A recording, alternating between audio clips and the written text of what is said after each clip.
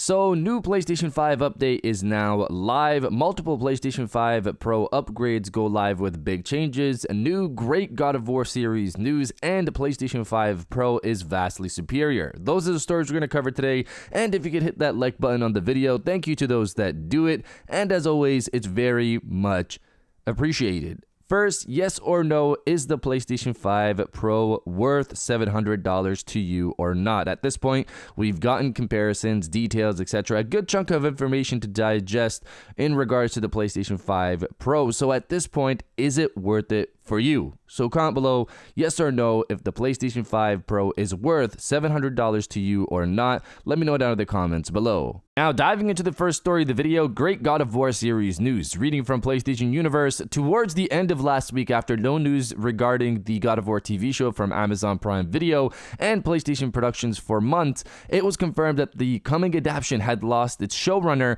and creative team. Not only that, Sony and Amazon were going to start fresh with a different creative direction for the series, since it clearly ended up being the case that Sony and Rafe Judkins, Hawk Otsby, and Mark Fergus couldn't come to common ground. Today, a report from Deadline confirms that Amazon and Sony have wasted no time finding a replacement to hit the ground running, and that replacement is Ronald D. Moore. Moore comes in after recently signing a multi-year deal with Sony earlier this year and previously co-created Outlander and For All Mankind. So we covered the restart recently on the channel, and now we have the new head of the project, which again is mentioned here, Ronald D. Moore. I haven't watched Outlander, but I really enjoyed watching For All Mankind, and it's still going. I'm still watching it. So if he co-created that show, then I have some faith he'll do something solid here with the God of War series. Let's see how this plays out. And if you're enjoying the video so far, hit that subscribe button and join our growing community on our way to 150,000 subscribers.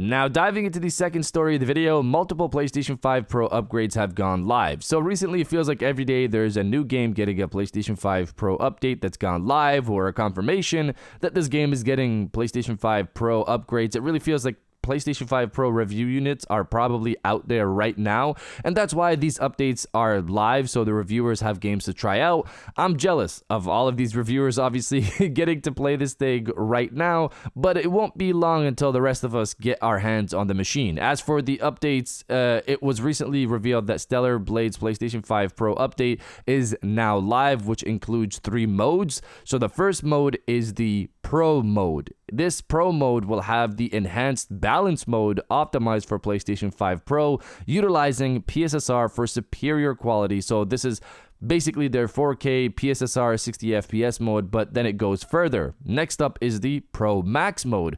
So this is the enhanced prioritized resolution mode for PlayStation 5 Pro, providing a higher frame rate. So this is basically their 4K native mode, but now it'll have higher FPS, which I assume it's probably 50 FPS because it was originally 30, but this is going to push it beyond 30. But then you have the 120 Hz mode that can only be activated with either the Pro or Pro Max modes on. So this isn't something available on the base PlayStation 5. So it's the high frame rate mode.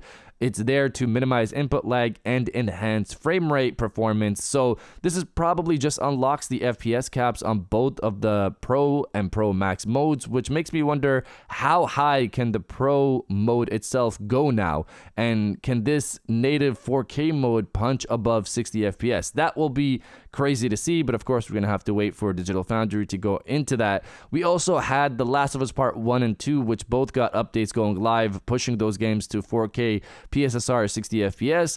Then we got announcements for games like Lies of P, which has been confirmed to be pushing 4K native to the performance mode. So that's native 4K 60 FPS. Apparently the quality mode also got a 30% boost in FPS, but I'm not sure who's going to use that mode when you have native 4K 60 FPS as an option. Dead Island 2 was also confirmed to be getting Pro upgrades, but we don't have information on that. And just as I was writing this, Helldivers 2 and Rise of the Ronin have both been confirmed to be getting PlayStation 5 Pro support, but no details on either. But this list continues to grow. Sony was targeting 50 games for launch, remember that, to support the PlayStation 5 Pro, and it's on its way to 80 right now, I believe. But you guys let me know if you're excited to replay games on the PlayStation 5 Pro or not. Let me know down in the comments below.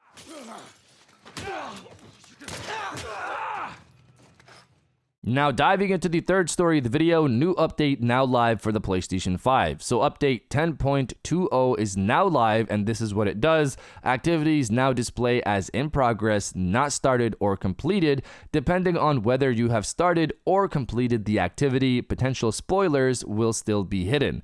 We've improved system software performance and stability. We've improved the messages and usability on some screens. I honestly thought activities were already doing those status updates, but either way, it's there now, and the normal stability updates are there as well, like we've seen before. It's also been mentioned that the resume feature has been removed in a recent update, which I didn't really pay attention to because the feature was kind of iffy for me personally. I'd use it and sometimes it would put me back in certain games and kind of just ruin my progress. I don't know why it was doing that, but it was never fixed. It just wasn't working properly for me, so I just stopped using it. Activity cards are still there, so you can still jump into games like that, which I like because it works pretty well for multiplayer games, just jumping into a deathmatch or team deathmatch or something like that. But I wonder if Sony will overhaul the feature at any point in the near future.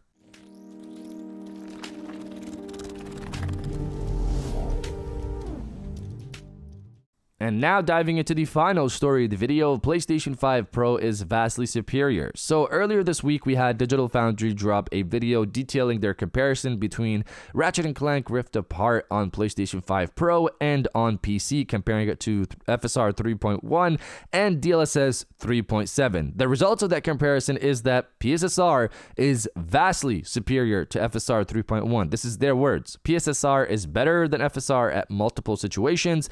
It's better at handling disocclusion, fizzle, edge clarity, particle effects, etc. There was a couple of other things as well. This made it vastly superior to FSR according to Digital Foundry.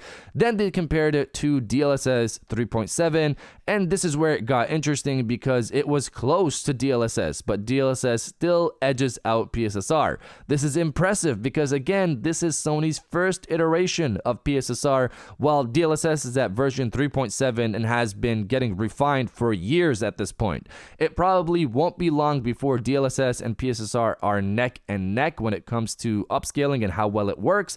I'm excited to see where this goes from here. But you guys let me know if you're excited for PSSR and its future or not. Let me know down in the comments below. And if you guys did enjoy this video, please hit that like button as it always helps, and subscribe if you're new. I got new videos every Monday, Wednesday, and Friday. And now I'll check you guys out on the next one.